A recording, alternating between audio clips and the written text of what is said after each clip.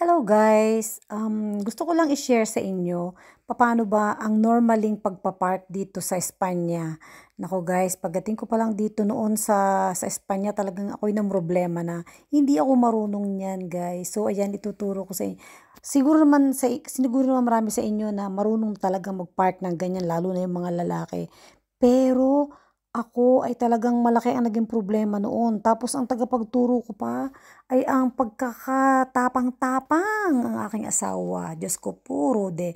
Dahil syempre guys, pagdating ko dito kasi kambyar o yung ang aking driver's license ay yung ikinonvert lang dito. So, medyo sinuwerte tayo, hindi tayo nag-aral.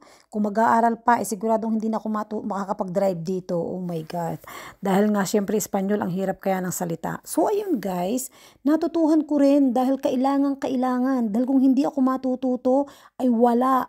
Hindi ako pwedeng mag-drive.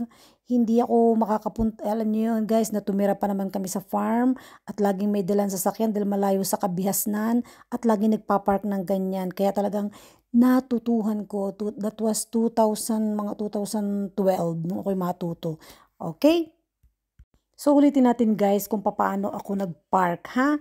Kasi medyo nagdaldal ako sa primerong video. Isi-share ko mamaya kung paano medyo parang tutorial ng kaunti ano guys. So ayan, yan awa ng Diyos na itawid, nakapasok. Beno, medyo mabilis-bilis na rin man talaga ako mag-drive, mag-park ng ganyan simula nung matuto ako. So ayan, sige, uulitin natin. Ulitin natin guys. So yung kung napapansin ninyo, kung mapapansin nyo yan, medyo paahon talaga yan, paahon. Kaya talagang medyo mahirap pa yung ginawa kong sample eh. Ganyan. So ayan, medyo paahon siya.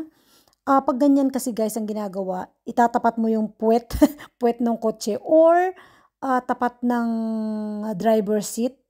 Papantay ka sa driver seat and then yan, hindi ibubuelta, kakabigin mo ng malaki ang iyong manibela papunta doon sa para makapasok ang iyong puwet ng iyong kotse doon. Hanggang sa matouch mo dapat yung gutter. Ano? Pag natouch mo yung gutter, babawiin mo na ngayon itong gulong. Bueno, itong aking napagparkingang ito ay medyo malaki eh. Medyo malaki ang space. Ang ano dyan, yung talagang paggitgita na doon talagang masusubukan ng iyong galing. So ayan, naipasok natin and then iaahon natin ng konti dahil nga medyo hang tayo dito. Medyo lusungin talaga yan guys eh. And then ipapasok na natin at yun na.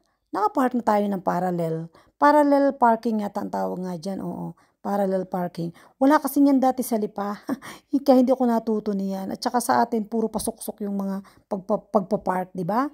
So ayan, ay thank you. Talagang natutuhan ko talaga ito dahil kung hindi pwede. Ayan, ito naman yung husband ko naman. So kasi dito sa part naman papunta naman sa gawing kanan kasi yung akin kaya pakaliwa eh ano, sa gawing kanan o beos. Tayong mga babae mas maingat tayo ano. Itong mga lalaki bigla-bigla na lang 'di ba? Medyo sumablay ng konti kaya pumasok uli sa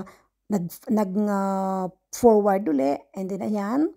So pag mga lalaki at mga sanay na, tansya-tansya na lang. So, ayan, kung mapapansin nyo, ayun, magta-touch yung gutter, tatouch yung gutter.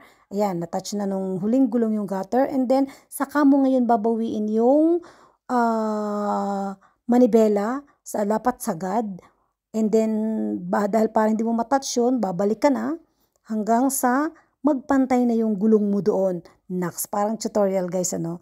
Ayan, yun ang natutuhan ko eh. Na-share ko lang sa inyo. Thank you for watching!